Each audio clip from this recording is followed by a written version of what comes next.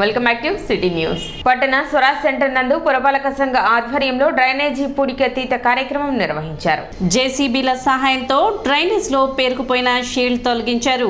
వర్షాకాలం నేపథ్యంలో పట్టణంలో మురుగునీటి సమస్య తలెత్తకుండా మంత్రి నాదెండ్ల మనోహర్ ఆదేశాల మేరకు కమిషనర్ బండి శేషన్న పర్యవేక్షణలో ప్రత్యేక ప్రణాళికలు సిద్ధం చేస్తున్నామని, ఇందులో భాగంగానే పట్టణ ప్రధాన డ్రైన్ల నందు షీల్డ్ తొలగిస్తున్నట్లు మున్సిపల్ అధికారులు తెలిపారు. కార్యక్రమంలో డిఈ సుబ్బారావు, ఏఈ చైతన్య, పురపాలక సిబ్బంది పాల్గొన్నారు.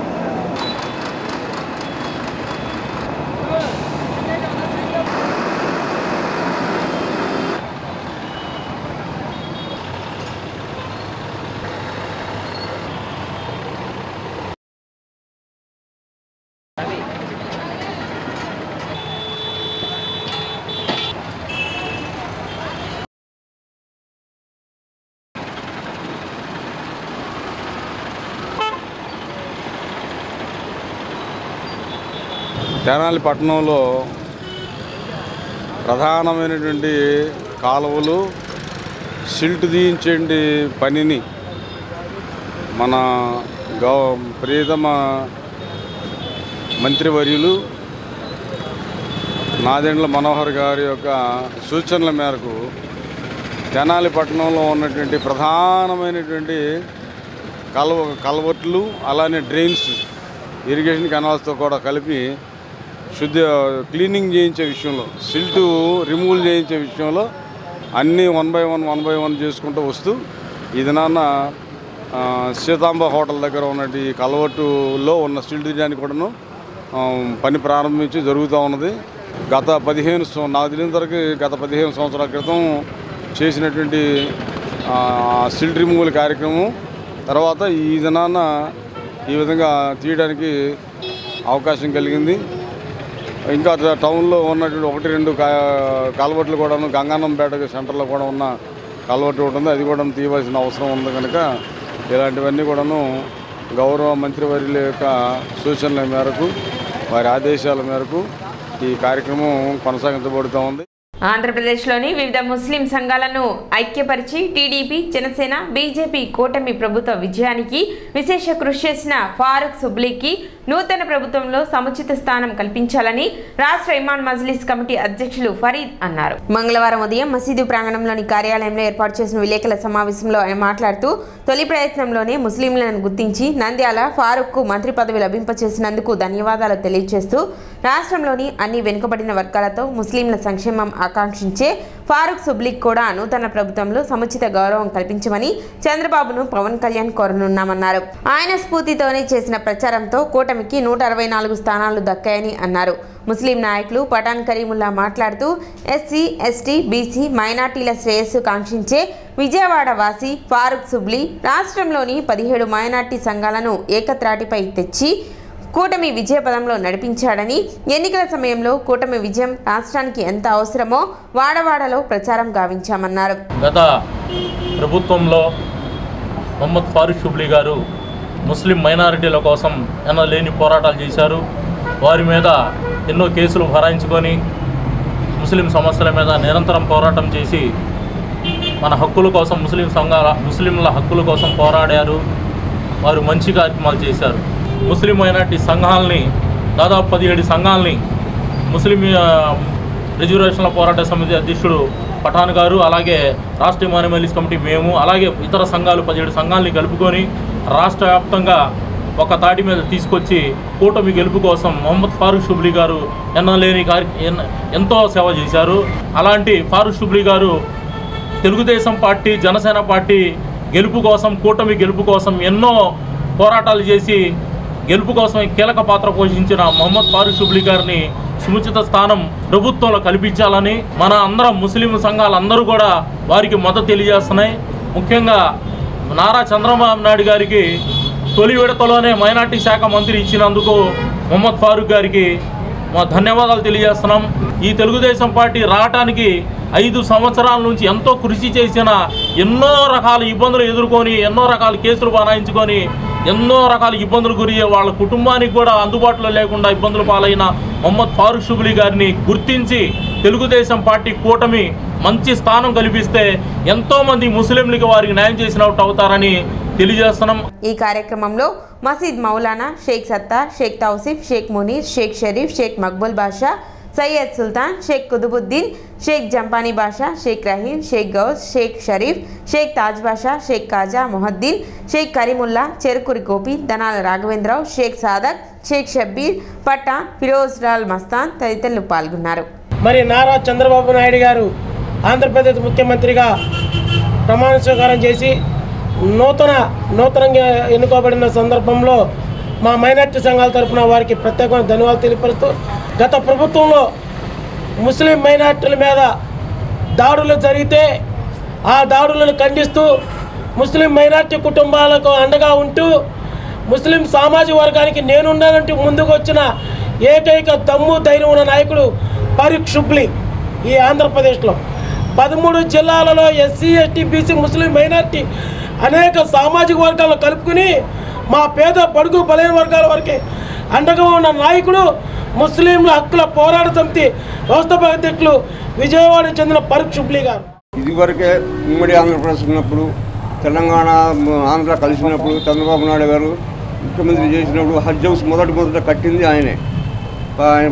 కట్టి ఇదివరకు బెంగళూరు వెళ్ళి ఎక్కేవాళ్ళు, హజ్ హౌస్కి వెళ్ళి బెంగళూరు, మద్రాసు వెళ్ళేవాళ్ళు. అసమంటి హైదరాబాద్లో పెట్టింది మళ్ళీ ఆంధ్రాలో పెట్టి మళ్ళీ పెడుతున్నారని చేస్తున్నారు. అందుకని షుబ్లీ గారికి కూడా బాగా సేవ చేశారు, మన సంఘానికి సేవ చేసి ఎక్కడ వెళ్తే ఎక్కడ ఉంటే ఎక్కడ ముస్లింకి దెబ్బ తగిలితే అక్కడ షుబ్లీ గారు కూడా చేశారు. షుబ్లీ గారికి కూడా మంచి స్థానం కల్పించాలని సంఘ పెద్దలందరూ కోరుతున్నారు. ముస్లింలు మొత్తం మైనార్టీ ముస్లిమ్స్ ఆంధ్రప్రదేశ్ మొత్తం 3 మైనార్టీ ముస్లిం కోరుతున్నారు. చంద్రబాబు నాయుడుకి ధన్యవాదాలు చెబుతూ ఆయనకి ఏదో సముచిత స్థానం కల్పించి మంచి స్థానం కల్పిస్తారని కోరుతున్నాము. ఉండవల్లిలోని తన క్యాంపు కార్యాలయంలో మంత్రి నారా లోకేష్ నిర్వహిస్తున్న ప్రజా దర్బార్కు అనూహ్య స్పందన లభిస్తుంది. సమస్యల పరిష్కారం కోసం సామాన్యుల నుంచి ఉద్యోగులు, యువకులు, వివిధ సంఘాల ప్రతినిధులు ప్రజా దర్బార్కు తరలివస్తున్నారు. అన్ని సమస్యలను ఓపిక్గా వింటున్న యువనేత నారా లోకేష్ ఆయా సమస్యల పరిష్కారంకు కృషి చేస్తానని భరోసా కల్పిస్తున్నారు. ఎన్నికల్లో ఇచ్చిన హామీ మేరకు 6 నెలల్లో స్వర్ణకారుల కార్పొరేషన్ ఏర్పాటు చేసి వారిని ఆదుకుంటామని మంత్రి లోకేష్ స్పష్టం చేశారు.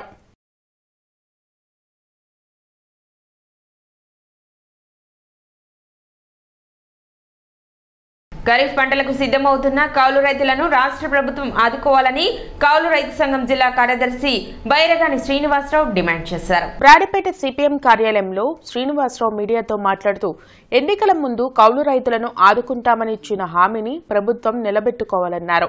గత ప్రభుత్వం ఇచ్చిన జీవోతో కౌలు రైతులకు భూమి యజమానుల సంతకం పెడితేనే గుర్తింపు కార్డులు మంజూరు చేసే పరిస్థితి ఉందని, దీంతో కౌలు రైతులు ఇబ్బంది పడుతున్నారన్నారు. కొత్తగా అధికారంలోకి వచ్చిన ప్రభుత్వం జీవోను రద్దు చేయాలని కోరారు.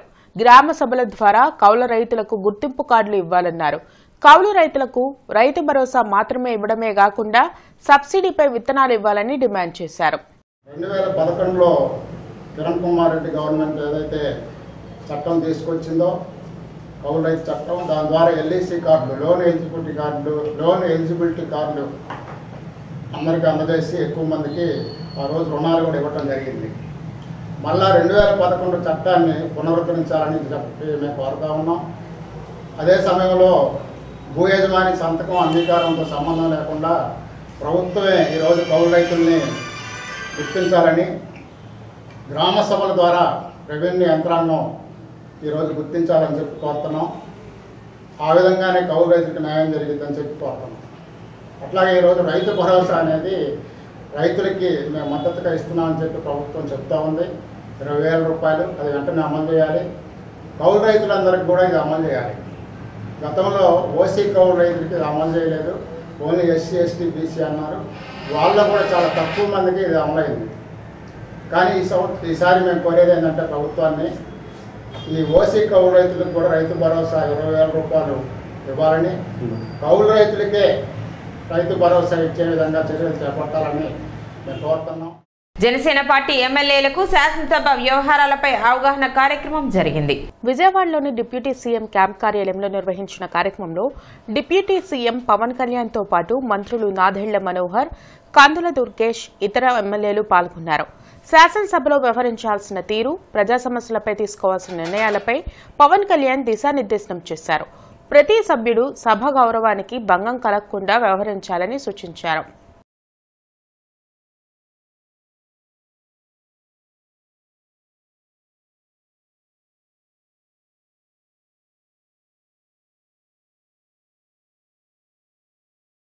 మార్టిగేజ్ మానిటరింగ్ కమిటీ నిర్ణయానికి అనుగుణంగా వ్యాపార వర్గాలు ధరల పట్టికను డిస్ప్లే చేయాలని ఛాంబర్ ఆఫ్ కామర్స్ అధ్యక్షులు ఆతుకూరి ఆంజనేయులు అన్నారు.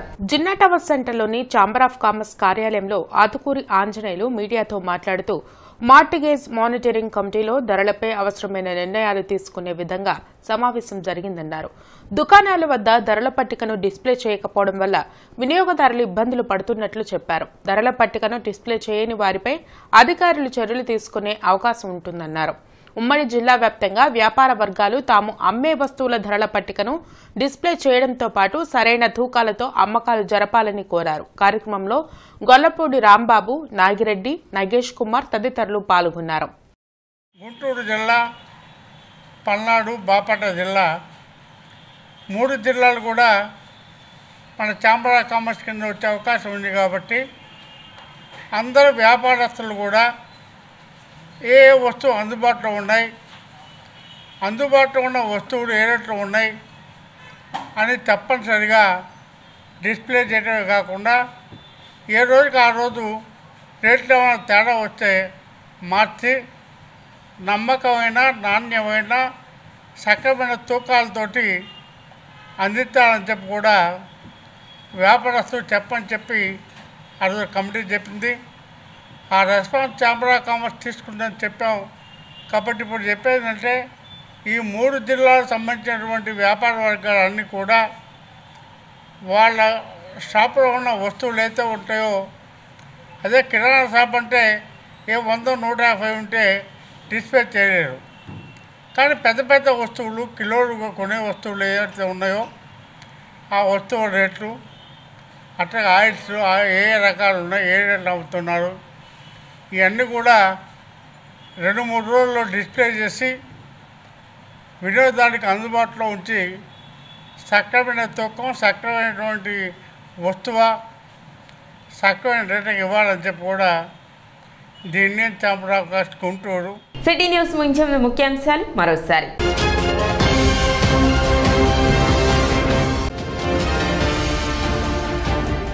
మౌలిక సదుపాయాలు కల్పించాలంటూ అధికారులకు విజ్ఞప్తి చేస్తున్న టిడ్కో నివాసితులు.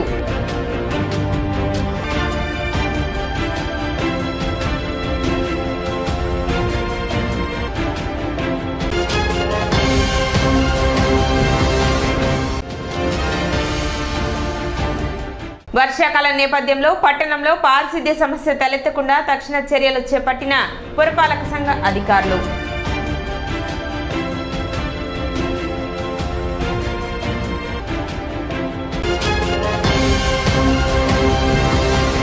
సిటీ న్యూస్ ఇంతటితో సమాప్తం. నమస్కారం.